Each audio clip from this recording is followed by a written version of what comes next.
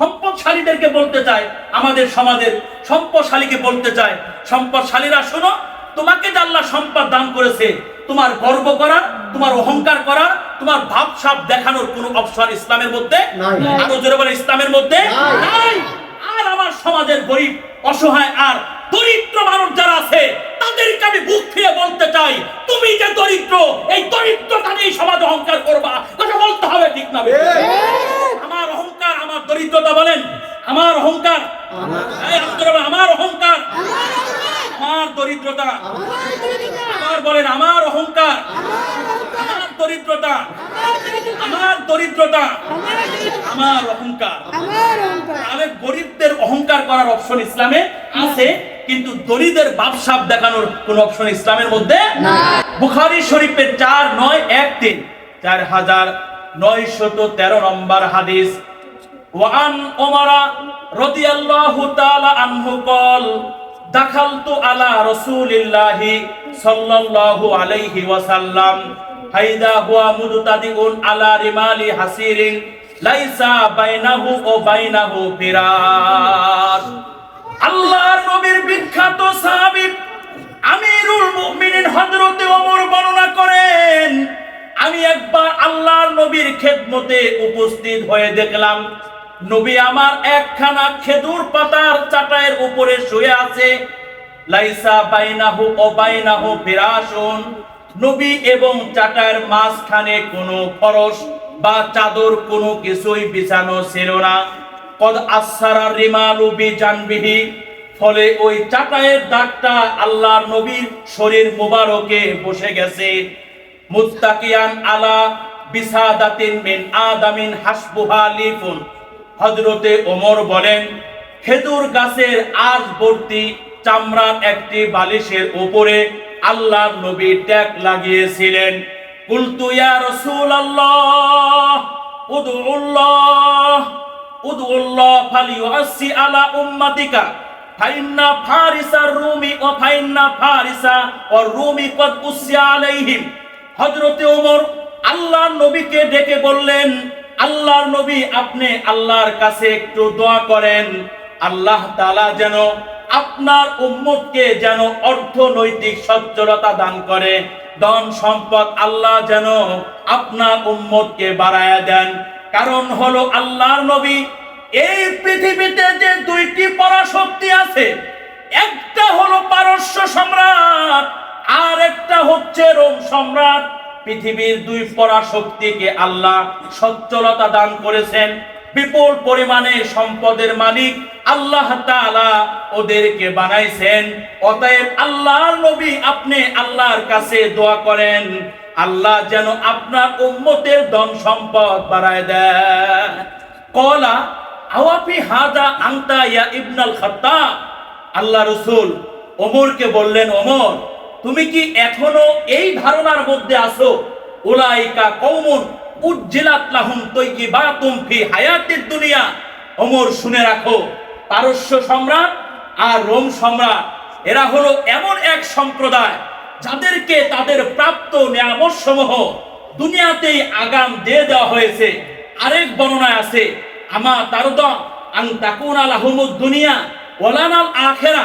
আল্লাহর নবী হযরতে ওমরকে ডেকে বললেন, হে ওমর, শোনো, এই পারস্য সম্রাট আর রোম সম্রাটদের জন্য হলো দুনিয়া, ওয়ালানাল আখিরা, আর আমরা যারা ঈমানদার আছি আর এই ঈমানদারদের জন্য হলো আখিরাত।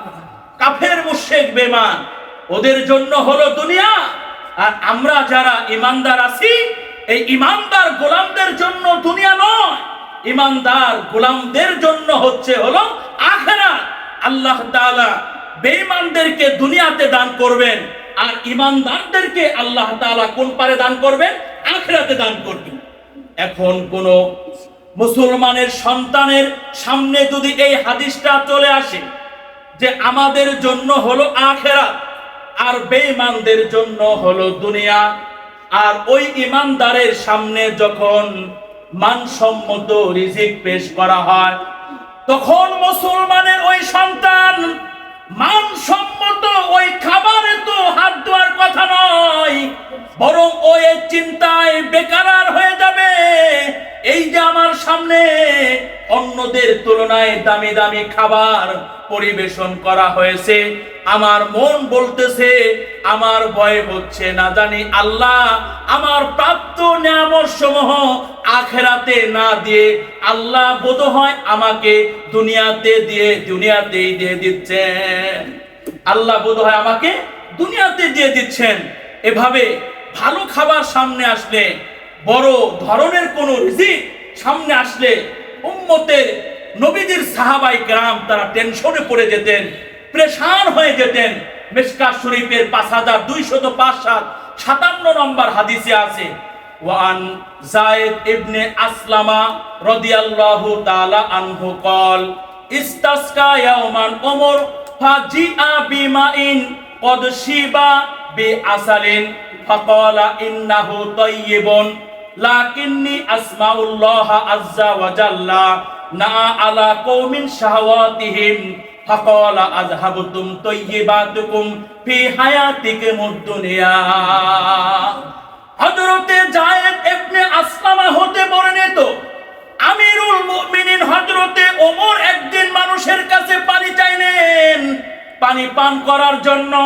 ফাজিআ বিমাইন, ওমরের সামনে পানি পেশ করা হলো। ওয়াকাদ শিবা বিআসালিন, যেই পানিতে মধু মিশানো ছিল, মধু মিক্সার করা ছিল। ফাকালা ইন্নাহু লা তাইয়িবুন, ওমর এই মধু মেশানো পানিটা দেখার পরে আল্লাহর নবীর সাহাবাদেরকে ডেকে বললেন, অবশ্যই এটা সুস্বাদু খাবার বটে। লাকিন্নী আসমাউল্লাহ আযজা ওয়া জাল্লা না আলা কওমিন শাহওয়াতিহিম, তবে আমি আল্লাহ তাআলাকে কোন এক জাতির বিরুদ্ধে দোষারোপ করতে শুনেছি, যেই জাতি তাদের কুপ্রবৃত্তির অনুসরণ করেছিল। ফাকালা আযহাবতুম তাইয়িবাতিকুম ফি হায়াতিকুমুদ দুনিয়া।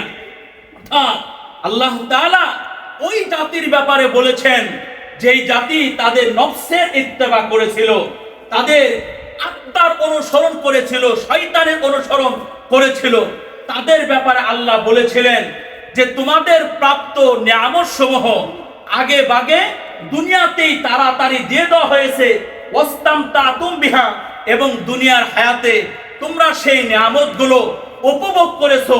ওমর বলেন, ফাখাফু, আমার ভয় হয়ে গেল। মধু মেশানো পানি যখন আমার সামনে পেশ করা হলো, তখন আমার হৃদয়ে ভয় সঞ্চারিত হলো। আনতাকুনা হাসানাতুনা উজ্জিরাত লানা, আমরা দুনিয়াতে যে ভালো ভালো কাজ করেছি, যে ন্যাক এবং পুণ্যের আমল করেছি, আমাদের সেই পুণ্যের আমলগুলোর বিনিময় আল্লাহ তাআলা আখিরাতে না দিয়ে সব আল্লাহ আবার আমাকে দুনিয়াতে দিয়ে দিচ্ছেন কিনা, এই ভয় যখন ওমরের হৃদয়ে সঞ্চারিত হয়ে যায়, ফালাম ইয়াশরাবহু, তখন ওমর মধু মিক্সার করা ওই পানি আর তিনি কি করলেন না, পান করলেন না। এই হাদিস থেকে বোঝা যায় যে সাহাবাদের সামনে মানসম্মত খাবার আসলে তারা এই চিন্তায় বিভোর হয়ে যেতেন, না জানি আল্লাহ আমার আখিরাতের নিয়ামতগুলো নষ্ট করে সব আমাকে কোন পারে দিয়ে দিচ্ছেন, এই পারে দিয়ে দিচ্ছেন। মুহতারাম হাজিরিন, এজন্য আমাদের এই চিন্তায় বিভোর থাকা, ভালো ভালো নিয়ামত আসলে, ভালো ভালো রিজিক আসলে 500 টাকার পরিবর্তে 1000 টাকা যদি ইনকাম হয়, অথবা যেখানে ডাউল আর ভাত থাকার কথা ওই জায়গায় যদি রকমারি খাবারের আয়োজন এবং পরিবেশন করা হয়, তখন যেন দিলের ফিলিংস এমন হয়, না জানি আল্লাহ আমার সবকিছু কোথায় দিয়ে দিচ্ছেন। কাফের মুশরিক বেঈমানদের জন্য কোথায় আখিরাতে আল্লাহ দিয়ে দিচ্ছেন। কাফের মুশরিক বেঈমান এদেরকে কোথায় দিচ্ছেন? কথা বলেন, কোথায়? আখিরাতে কিছু আছে? জাহান্নাম ছাড়া কিছু আছে? আমার সামনে যখন ভালো ভালো রিজিক আসে, ইনকাম যখন বেশি হয়, হালাল উপায় হোক আর হারাম উপায় হোক, তখন কি মনে করতে হবে? আমার মনে হয় সবকিছু আল্লাহ কোথায় দিয়ে দিচ্ছেন? কাদের মতো? কাফের মুশরিক বেঈমানদের মতো। আল্লাহ আমাদেরকে বোঝার তৌফিক দান করুন। আমরা গত জমার আলোচনা ইতি টেনেছিলাম যে আমরা যে দুনিয়া নিয়ে আলোচনা করতেছি, আজকে 2টা টপিক চলে গেল। 1 নম্বর টপিক হলো যে আমরা কানাআত বা অল্পে তুষ্টি এই গুণটা অর্জন করব। যখন হালাল উপায়ে যতটুকু নিয়ামত আসে আমরা রবের উপর কি থাকবো? খুশি থাকবো। 2 নম্বর হচ্ছে ভালো নিয়ামত আসলে আমরা কাফেরদের জন্য হলো দুনিয়া, আমাদের জন্য হচ্ছে কি আখিরাত। আল্লাহ ওদেরকে দিচ্ছেন কোন পারে, এই পারে, আমাদেরকে দিবেন কোন পারে। শুধু একটু কি করতে হবে? ধৈর্য ধারণ করতে হবে। আজ হোক আর কাল হোক আমরা আখিরাতের নিয়ামত কি করব? ভোগ করব, যেটা শুরু আছে কিন্তু কি নাই, শেষ নাই। আল্লাহ বুঝার এবং আমল করার তৌফিক দান করেন। এবার আলোচনা হলো, গত জুমায় যে আলোচনার মধ্য দিয়ে আলোচনার ইতি টেনেছিলাম, এই যে দুনিয়া নিয়ে বাবা আপনাদের সামনে আলোচনা করতেছি, এই দুনিয়াটার সামনে তোমার আর আমার নবীর সম্পর্কটা কেমন ছিল? নবী এই দুনিয়াতে কতটা শান্তি লাভ করেছেন, কতটা মানসম্মত খাবার তিনি খেয়েছেন, উপভোগ করেছেন। আম্মা জান আয়েশা, বুখারী শরীফের 6210 নম্বর হাদিস, আম্মা জান আয়েশা বর্ণনা করেন, কখনো কখনো লাগাতার 3 মাস পর্যন্ত আমাদের সময়গুলো, দিনগুলো এমন অবস্থায় অতিবাহিত হতো। ওমা উকিদাত ফি আবিয়াতি রাসূলিল্লাহি সাল্লাল্লাহু আলাইহি ওয়াসাল্লাম নারুন। আম্মা জান আয়েশা বলেন 3 মাস পর্যন্ত, লাগাতার 3 মাস পর্যন্ত আমার নবীর ঘরের চুলায় আগুন জ্বলতো না। কত মাস পর্যন্ত? এবার বুকে হাত দিয়ে বলেন তো নবীর উম্মতেরা, আপনার ঘরের চুলায় কয়দিন আগুন জ্বলে নাই? কথা বলেন না কেন? এমন হয়েছে? কথা বলেন না, হয়েছে? এরকম হয়েছে? আমাদের অনেকের বাড়িতে 3 বেলায় কি জ্বলে? কথা বলে, কয় বেলা? 3 বেলায় কি জ্বলে? আর 3 বেলার জায়গায় 5 বেলাও কি জ্বলে? আগুন জ্বলে। আম্মা জান আয়েশা বর্ণনা করেন, লাগাতার 3 মাস পর্যন্ত আমার নবীর ঘরের চুলায় আগুন জ্বলে নাই। ফাকুলতু মা কানা আইশিকুম ক্বালাতিল আসওয়াদানে আত-তামারু ওয়াল মাউ। হযরতে উরওয়া ইবনে মাসউদ আল্লাহর নবীকে জিজ্ঞাসা করলেন, উরওয়া ইবনে মাসউদ আম্মা জান আয়েশাকে জিজ্ঞাসা করলেন, আম্মা জান আয়েশা তাহলে আপনাদের দিনগুলো কিভাবে অতিবাহিত হতো? আম্মা জান আয়েশা বললেন, হে উরওয়া ইবনে মাসউদ শোনো, 2টি কালো বস্তুর উপর দিয়ে আমাদের দিনগুলো পার হয়ে যেত। আমাদের মাসকে মাস আমাদের হায়াতে জিন্দেগিতে কেটে গিয়েছে। 1 নম্বর হলো আত-তামারু, খেজুর। খেজুর কালো না ফর্সা? কালো কালো। 2 নম্বর অল মাও, কি পানি। অর্থাৎ খেজুর আর পানি খেয়ে মাসকে মাস আমরা কি করতাম? দিন কাটাইতাম, মাসকে মাস আমরা সময় পার করে দিতাম। আল্লাহর রাসূলের হায়াতে জিন্দেগির মধ্যে আবার কখনো এমন একটি মাস অতিবাহিত হয়েছে যেই মাসে আল্লাহ রাসূলের কাছে এতটুকু খাবারের ব্যবস্থা ছিল না, যতটুকু খাবার পৃথিবীর কোন প্রাণী পেট ভরে খেতে পারে। তিরমিজি শরীফের 2427 নম্বর হাদিস, ওয়ান আনাসিন রাদিয়াল্লাহু তাআলা আনহু কল ক্বালা রাসূলুল্লাহি সাল্লাল্লাহু আলাইহি ওয়াসাল্লাম লাকাদ উকিফতু ফিল্লাহি ওয়া মা ইখাফু আহাদুন ওয়া লাকাদ উযিতু ফিল্লাহি ওয়া মা ইউজা আহাদুন ওয়া লাকাদ আতাত আলাইয়া সালাসুনা মিন বাইনি ইয়াউমিন ওয়া লাইলাতিন। হযরত আনাস ইবনে মালিক হতে বর্ণিত, আল্লাহর নবী ইরশাদ করেন, লাকাদ উকিফতু ফিল্লাহি ওয়া মা ইখাফু আহাদুন। হে কিয়ামত পর্যন্ত আনেওয়ালা আমার উম্মতেরা শোনো, এই পয়গম্বর আরবীকে দ্বীন প্রচার করতে গিয়ে এই পরিমাণ ভয় দেখানো হয়েছে, যেই পরিমাণ ভয় পৃথিবীর অন্য কোন পয়গম্বরকে দেখানো হয় নাই। ওয়ালাকাদ উযিতু ফিল্লাহি ওয়া মা ইউজা আহাদুন।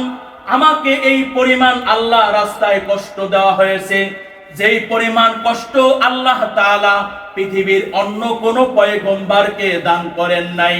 আল্লাহ রাসূল বলেন, ওয়ালাকাদ আতাত আলাইয়া সালাসুনা মিন বাইনি ইয়াউমিন ওয়া লাইলাতিন ওয়া মালি ওয়া লি বালালিন তামুন ইয়াকুলুহু যু কাবিদিন ইল্লা শাইউন ইওয়ারিহু ইবতু বেলালিন। আল্লাহ রাসূল বলেন, আমার জন্য এবং বেলালের জন্য 1 মাস পর্যন্ত এতটুকু খাবারের ব্যবস্থা ছিল না, যতটুকু খাবার কোনো প্রাণী খেতে পারে। শুধু এতটুকু খাবারের ব্যবস্থা ছিল, যতটুকু খাবার বেলালে হাবশির এই বগলের নিচে ঢাকা থাকতো, এ মুসলমানের সন্তানেরা তোমাদেরকে জিজ্ঞাসা করতে চাই, একজন মুসলমানের বগলের নিচে কতটুকু খাবার রাখা যায়? ঠিক এতটুকু খাবার 1 মাস পর্যন্ত বেলালের এই বগলের নিচে থাকতো, আর অতটুকু খাবার খেয়ে 1 মাস তোমার আর আমার নবী পার করেছেন। আজকে আমরা আমাদের সন্তানদের সামনে কত রকমারি খাবারের ব্যবস্থা আমরা করি, পরিবেশন আমরা করি। 3 বেলা আমরা পেট ভরে খাবার খেয়ে থাকি। আবার অনেক মুসলমানের সন্তান তো এমন আছে যারা বিপুল পরিমাণে খাবার, পেট ভরে খাওয়ার পরও বিপুল পরিমাণে খাবার ইসরাফ করে, অপচয় করে, নষ্ট করে। আর তোমার আর আমার নবীর যে পরিবার ছিল, মুহাম্মাদে আরবির পরিবার লাগাতার 2 দিন পর্যন্ত জবের রুটি পেট ভরে কখনো খেতে পারে নাই। এই অবস্থায় তোমার আর আমার নবীর ইন্তেকাল হয়ে গেছে। বুখারী শরীফের 5416 5416 নম্বর হাদিস আম্মা জান আয়েশা বর্ণনা করেন, ওয়ান আয়েশা তা কলাত মা সাবিয়া আলু মুহাম্মাদিন বিখুবতি শাইরি ইয়াউমাইনি মুতাতাবিআইনি হাত্তা কুবিজা রাসূলুল্লাহ সাল্লাল্লাহু আলাইহি ওয়াসাল্লাম। আম্মা জান আয়েশা বর্ণনা করেন, মুহাম্মাদে আরবির পরিবার কখনো লাগাতার জবের রুটি পেট ভরে 2 দিন খেতে পারে নাই। আম্মা জান আয়েশা বলেন, হে আল্লাহর নবীরা শোনো, মুহাম্মাদে আরবির পরিবার লাগাতার 2 দিন পর্যন্ত জবের রুটি পেট ভরে খেতে পারে নাই। হাত্তা কুবিজা রাসূলুল্লাহ সাল্লাল্লাহু আলাইহি ওয়াসাল্লাম। এই অবস্থায় নবী মুহাম্মাদের ইন্তেকাল হয়ে গেছে। তাহলে নবী মওত পর্যন্ত তার পরিবার লাগাতার 2 দিন জবের রুটি তারা পেট ভরে খেতে পারে নাই। আবার আল্লাহর নবী কখনো কখনো ক্ষুধার যন্ত্রণা সহ্য না করতে পেরে আল্লাহর নবী পেটের উপরে একটা পাথর নয়, 2টা পাথর তোমার আর আমার নবী বেঁধে রাখতো। তিরমিজি শরীফের 2371 2371 নম্বর হাদিস। ওয়ান আবি তালহাতা কল শাকাউনা ইলা রাসূলিল্লাহি সাল্লাল্লাহু আলাইহি ওয়াসাল্লাম ফারাফানা আন বুতুনিনা আন হাজারিন। হযরত আবু তালহা বর্ণনা করেন, শাকাউনা ইলা রাসূলিল্লাহি সাল্লাল্লাহু আলাইহি ওয়াসাল্লাম আল জুআ। আমাকে আর আপনাকে ডেকে আবু তালহা বলেন, আমরা একবার আল্লাহর নবীর কাছে ক্ষুধার্ত থাকার অভিযোগ দায়ের করলাম। ফারাফানা আন বুতুনিনা আন হাজারিন। আবু তালহা বলেন, আমরা যারা অভিযোগ নিয়ে আসলাম আল্লাহর নবীর সামনে, যার যার পেটের উপর থেকে কাপড়টা এইভাবে সরাইয়া একটা একটা করে পাথর নবীকে দেখায় দিলাম। ফারাফা রাসূলুল্লাহ সাল্লাল্লাহু আলাইহি ওয়াসাল্লাম আন বাতনিহি আন হাজারাইনি। আবু তালহা বলেন, আল্লাহর নবী আমাদের অভিযোগের প্রতি উত্তর মৌখিকভাবে না করে আল্লাহর নবী নিজের পেটের উপর থেকে কাপড়টা সরাইয়া 2টা পাথর নবীজি দেখায় দিলেন। আল্লাহর নবী আমাদেরকে বুঝাইলেন, আমার সাহাবীরা শোনো, তোমরা তো ক্ষুধার যন্ত্রণা সহ্য না করতে পারে। হে আমার সাহাবীরা শোনো, তোমরা তো ক্ষুধার যন্ত্রণা সহ্য না করতে পেরে যার যার পেটের উপরে একটা করে পাথর বেঁধেছো, আর আমি মুহাম্মাদে আরবি আল্লাহর দোস্ত হওয়ার পরও, আল্লাহ তাআলার হাবিবে কিবরিয়া হওয়ার পরও আমি পয়গম্বর, দেখো একটা না, আমি পয়গম্বর খোদার যন্ত্রণা সহ্য না করতে পেরে আমি পয়গম্বর 2টা পাথর বেঁধে রেখেছি।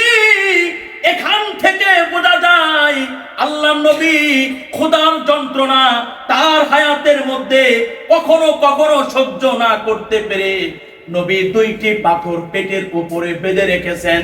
নবীর উম্মতেরা শোনো, আজকে 500 টাকার পরিবর্তে তোমার ইনকাম যদি 300 টাকা হয়, রবের উপর অভিযোগ দায়ের করো। আর যদি তুমি ঢাকার শহরে একটা বাড়ি না করতে পারো, রবের ব্যাপারে তোমার অভিযোগের কোনো শেষ নাই। 3 বেলা খাবারের ব্যবস্থা কোনো এক বেলা যদি মানসম্মত খাবারের ব্যবস্থা না থাকে, তোমার অভিযোগের শেষ নাই।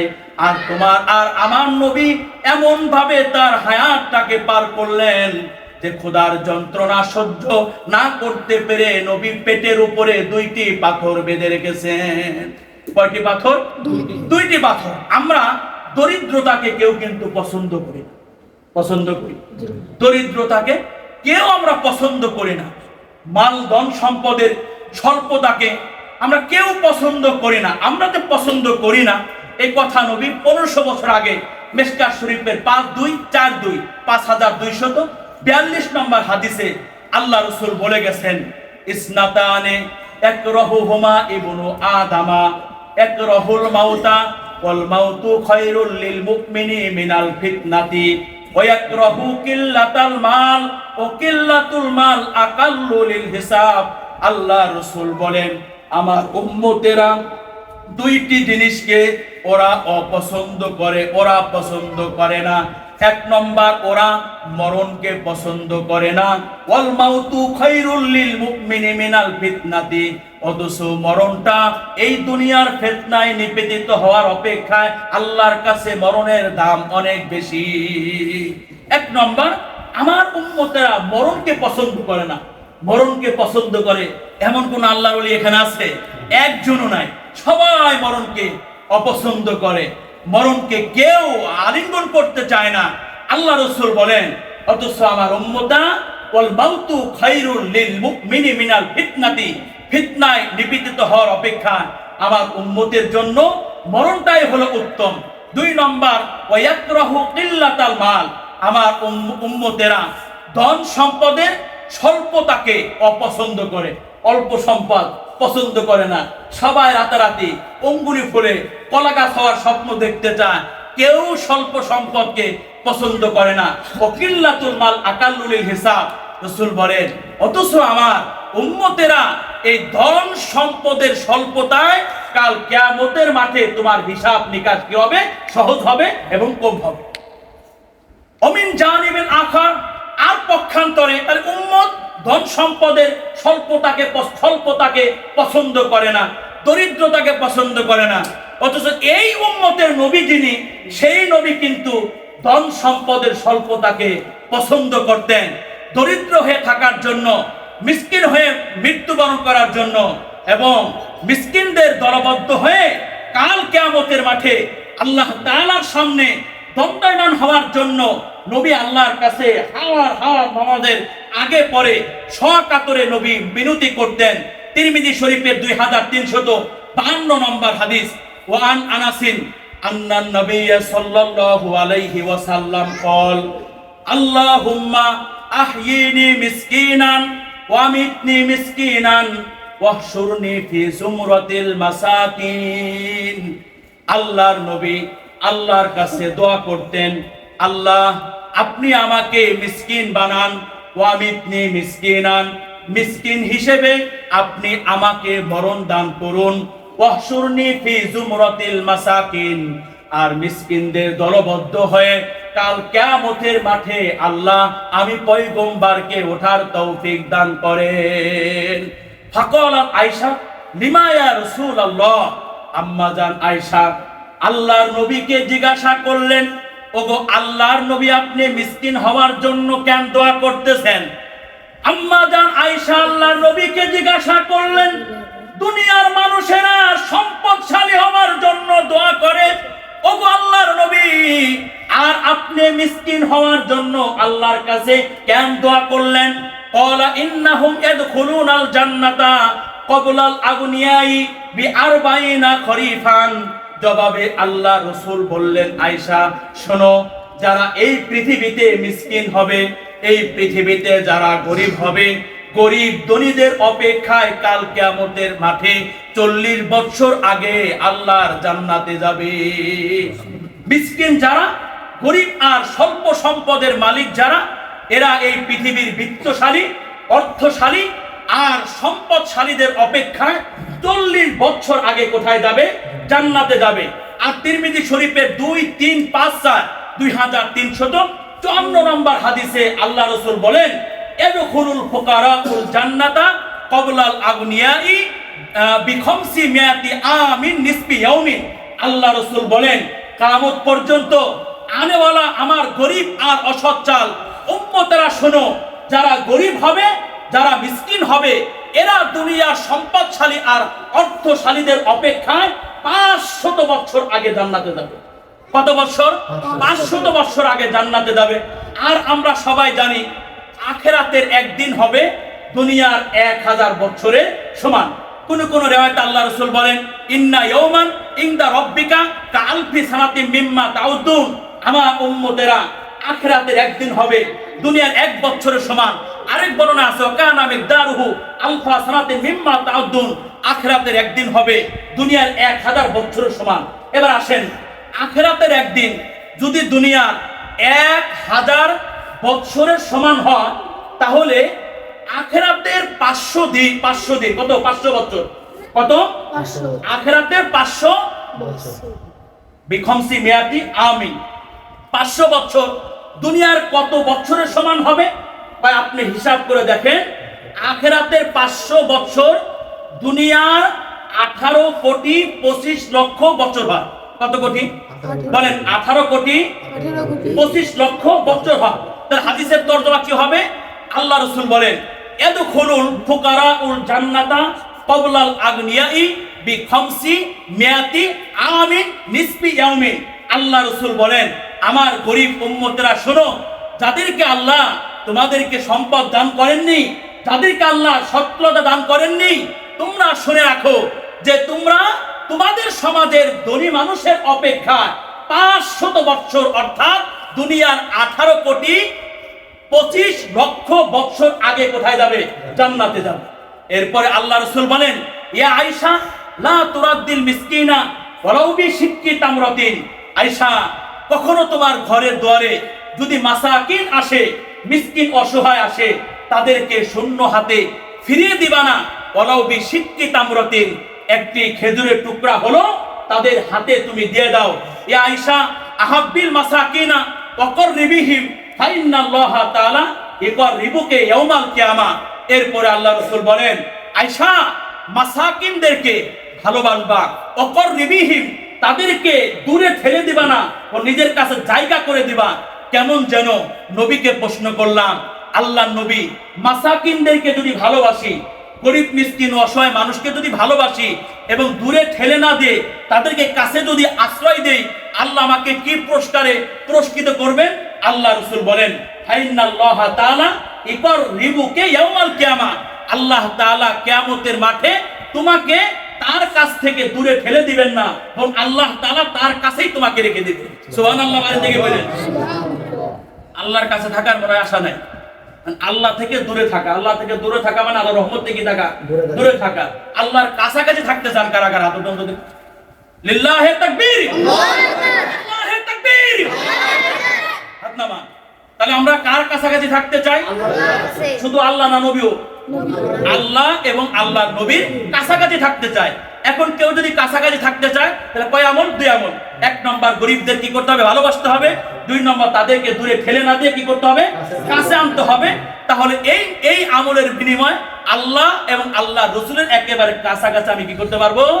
থাকতে পারবো। দেখেন না, একেবারে এমপি মহোদয়ের কাছে বসার জন্য কেমন কম্পিটিশন চলে বাংলাদেশে, কথা ঠিক না বেঠিক? হ্যাঁ, মন্ত্রী মহোদয়ের কাছাকাছি বসার জন্য আর একটা সেলফি তোলার জন্য কেমন প্রতিযোগিতা আর কম্পিটিশন চলে।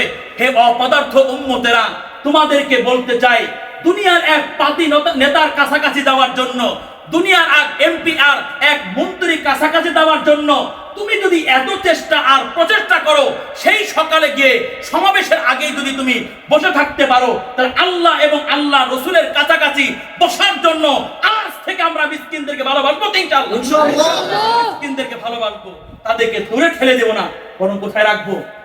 আরো কোথায় রাখবো? কাছাকাছি রাখবো। বর্তমান সময়ের মুসলমান যারা আছে, এদের যদি একটু গরিব, যদি ফকির যদি ধনী হয়, একটা কথা আছে না আমাদের সমাজে, ফকির যদি ধনী হয় তাহলে ও আর জমিনের উপরে পা রেখে হাঁটে না, ও কোথায় হাঁটে? আকাশে উড়ে বেড়ায়। কোথায় উড়ে বেড়ায়? মানে ও যে ফকির ছিল, ও যে মিসকিন ছিল, ও যে জিরো থেকে কোথায় আসছে? হিরোতে আসছে, এটা ও কি করছে? ভুলে গেছে। মানে ওর সাথে কথা বলতে হলো আরো 7-8 জন ওভারটেক করে, তার সাথে পারমিশনে এজাজত নিয়ে এরপরে নেতা সাহেবের সাথে কি বলতে হয়, কথা বলতে হয়। এই ধন সম্পদ নিয়ে, সচ্ছলতা নিয়ে আমরা কিন্তু ফখর করি, আমরা কিন্তু গর্ব করি। তাদের একটু বাড়ি গাড়ি আছে, ব্যবসাবী অন্যরকম, তাদের কাছে বসা আমাদের জন্য অনেক মুশকিলে কাবিল। কিন্তু তোমার আর আমার নবী এই ধন সম্পদে ফখর করেন নাই, উনি ফখর করছে দরিদ্রতা নিয়ে। নবী বলছেন আল ফাকরু ফাখরি অবিহি আত্তাকিবু। আমার উম্মতরা শোনো, আমি নবী যে গরিব, আমি নবী যে ফকির, এটাই আমার অহংকার। অবিহি আত্তাকিরু, আর এটা নিয়েই আমি ফখর করি, আমি গর্ব করি। সুতরাং সম্পদশালীদেরকে বলতে চাই, আমাদের সমাজের সম্পদশালীকে বলতে চাই, সম্পদশালীরা শোনো, তোমাকে যে আল্লাহ সম্পদ দান করেছে, তোমার গর্ব করার, তোমার অহংকার করার, তোমার ভাবসাব দেখানোর কোনো অপশন ইসলামের মধ্যে নাই। আরো জোরে বলে, ইসলামের মধ্যে নাই। আর আমার সমাজের গরিব, অসহায় আর দরিদ্র মানুষ যারা আছে, তাদেরকে আমি বুক ফিরে বলতে চাই, তুমি যে দরিদ্র, এই দরিদ্রতা নিয়ে সমাজে অহংকার করবা, কথা বলতে হবে, ঠিক না? আমার অহংকার, আমার দরিদ্রতা, বলেন আমার অহংকার, আমার অহংকার, আমার দরিদ্রতা, আমার বলেন আমার অহংকার, আমার দরিদ্রতা, আমার দরিদ্রতা, আমার অহংকার। তাহলে গরিবদের অহংকার করার অপশন ইসলামে আছে, কিন্তু দরিদ্রের ভাবসাব দেখানোর কোন অপশন ইসলামের মধ্যে না।